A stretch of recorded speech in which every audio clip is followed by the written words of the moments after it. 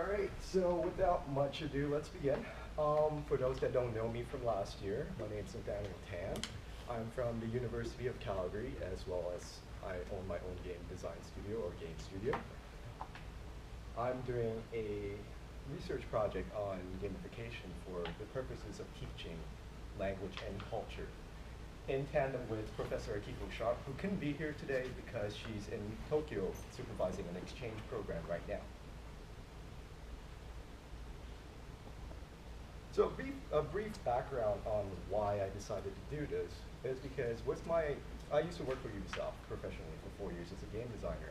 And when I left to go to grad school, I decided, there is something that game designers in the industry have to offer to non-traditional entertainment projects.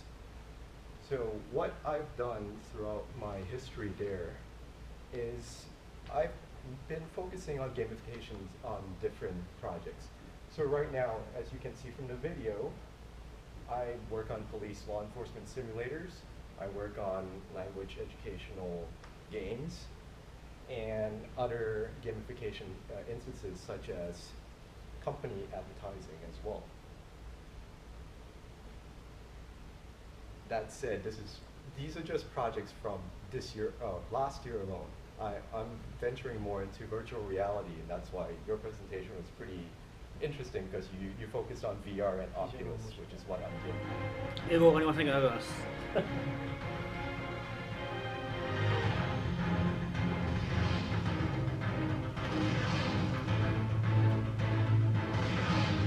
す。So all these projects were basically developed by teams of myself up to 5 people.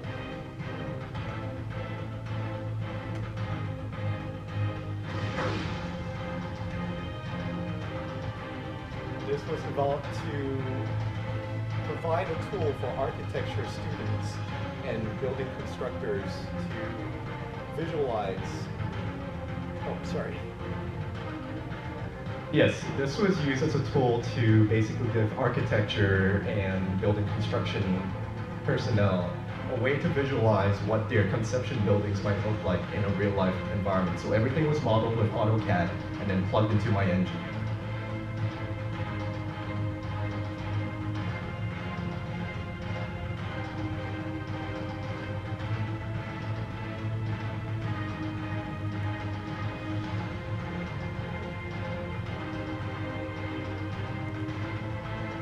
This is a game, but not in the traditional way. This is a way that we use music video gaming with a corporation like KFC and a popular band in Asia to try to market and upsell Kentucky Fried Chicken.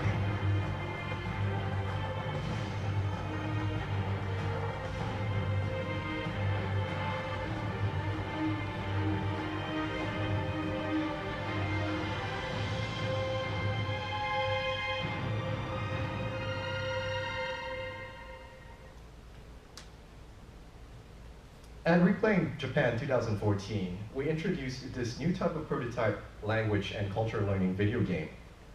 This was developed utilizing a new type of methodology I learned and iterated upon while I was working at Ubisoft.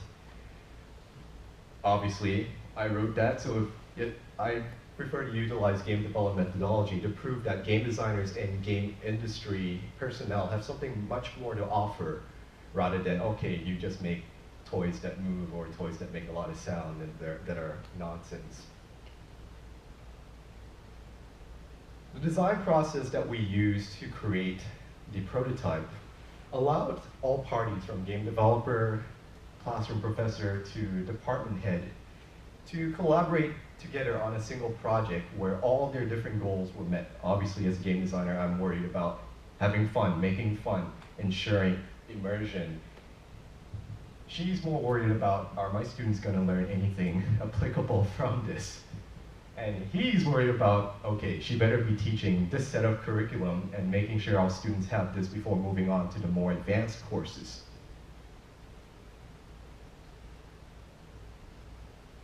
It's a goal-oriented way of design. So a game designer like myself, I'm worried about storyline, boss battles, scoring, game mechanics, rewards, and making some money back from that.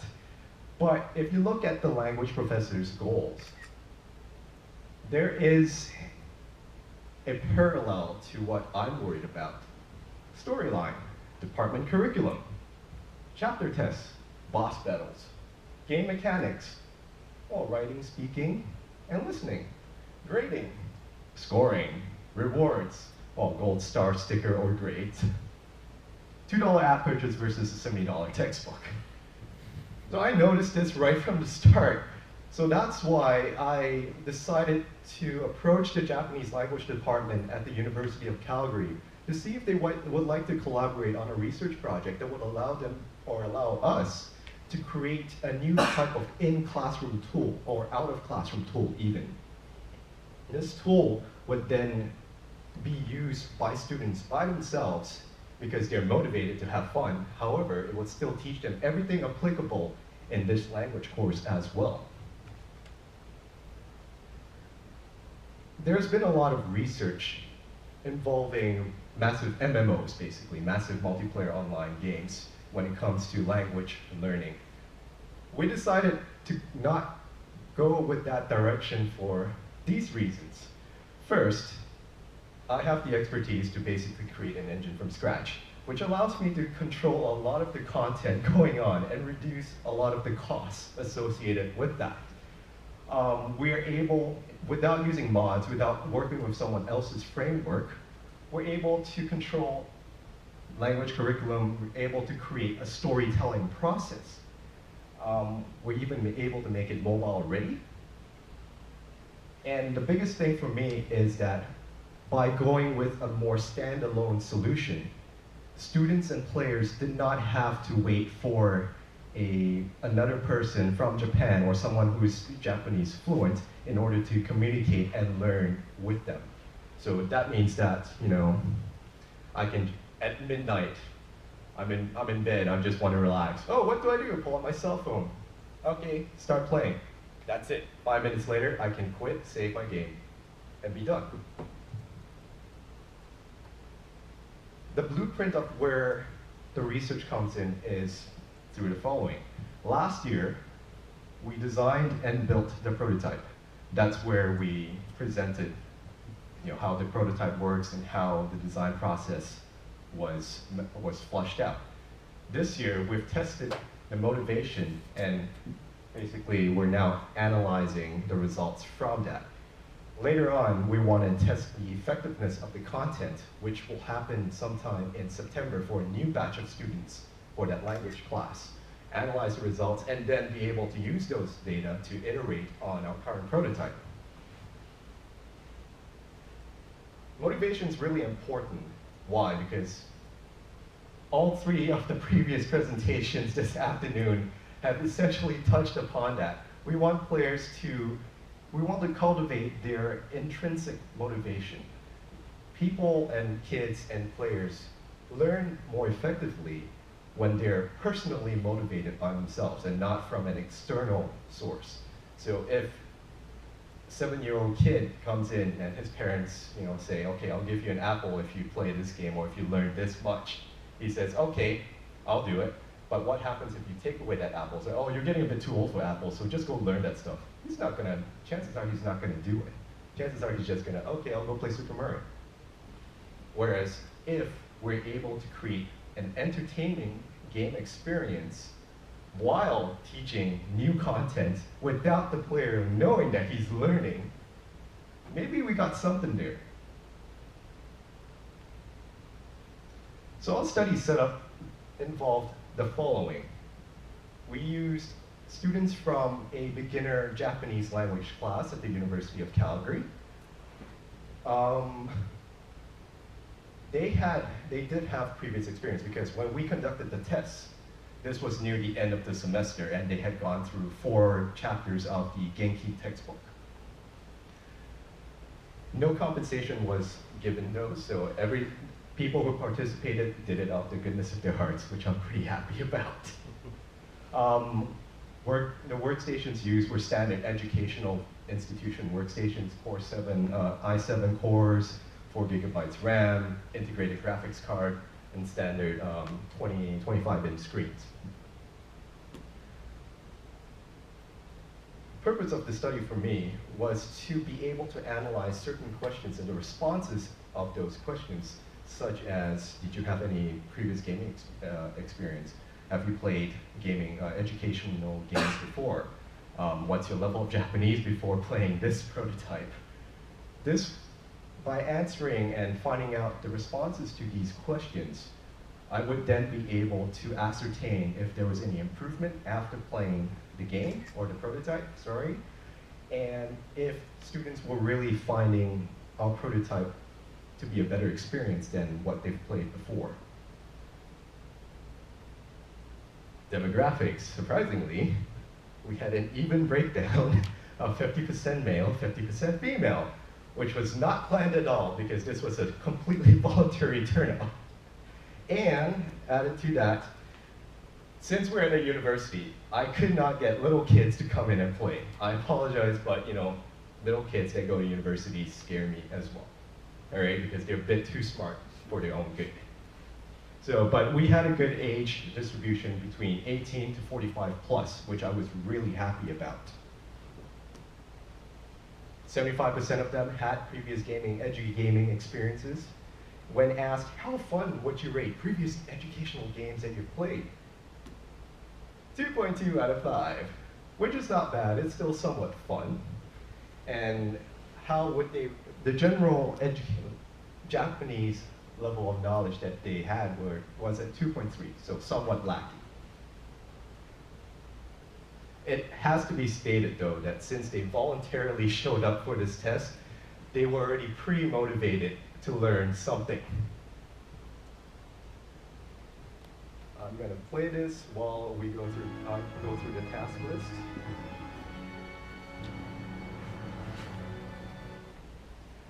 So I showed this last year at Replaying Japan 2014.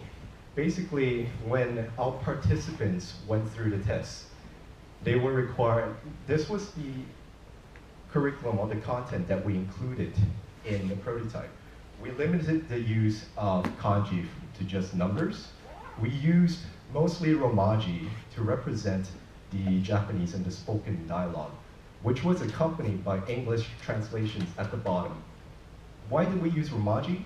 Because when we designed this prototype and this curriculum and this gameplay, it was assumed that we would be testing with participants or students or players who had no prior Japanese language knowledge at all. So this means no hiragana, no katakana, nothing. So this way with romaji, at least, they could follow along and learn. Added to that, we've also included dialogue or audio dialogue for every kind of interaction available.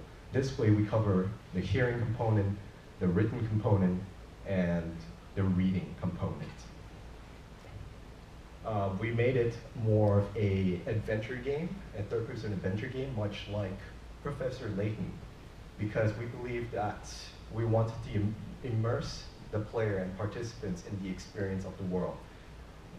We tried to communicate the culture content through the use of the story of Kintaro, which I guess everyone here should know. Okay, I just see a few nods. The rest of you it's kind of scary if you don't know Kintaro. And the task list that we forced the participants to go through was meant to demonstrate, the Japanese language with common chores, such as buying things, going to the market, going home, leaving the home, exercising, and greeting elders and friends as well.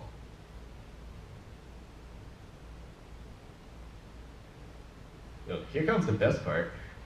So how fun would you rate this game? Fun.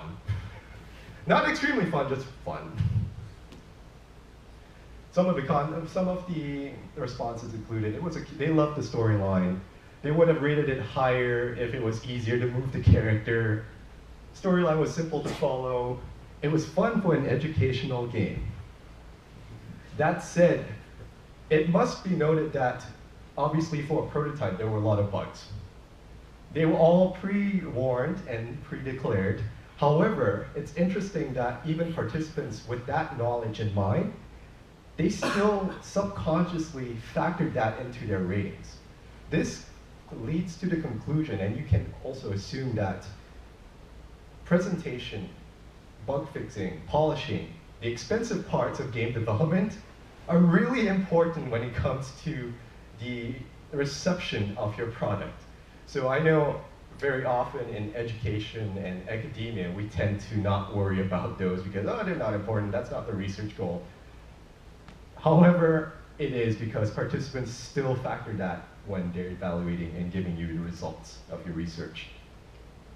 So at the end of this presentation, if you haven't learned anything, just remember, expensive part of game development, important still. Okay, so fund your research as well. How likely are you to use this game to help you improve your Japanese language? Very likely, just like the prior presentation before me. Participants really loved using this kind of a product. What did you like about the game? Get the list of selections. They did not like the story. However, it must be said that the story was really compressed into just the first paragraph of Kintaro, just because for time and for budget.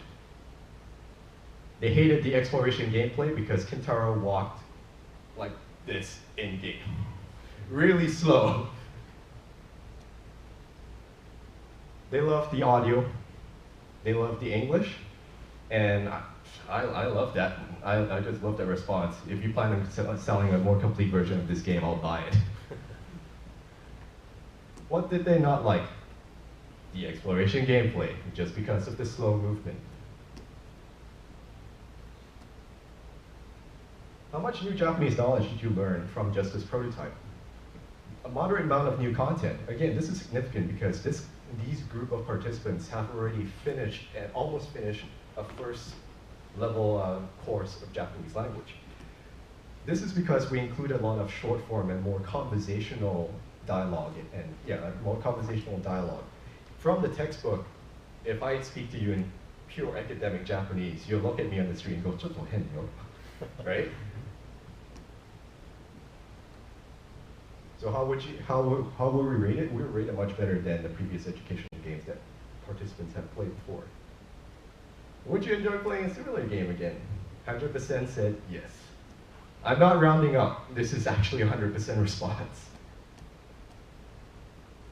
So since I'm running out of time, I'll skip through the dialogue or the response. Participants really do prefer to play while learning. I think that was confirmed by the previous presentation as well. We managed to put in a lot of non-structured dialogue into the prototype, and thus they were able to learn quite a bit more new content. Bugs still factored in, and surprisingly, people were taking their own notes while playing the game. This was not called for. We did not anticipate this. We did not predict that this would happen either. So some people took enough notes for 3 full pages of new Japanese text. So improvements that could be made. We might want to remove the romaji to straight hiragana or kanji for more advanced players. Audio bugs removed.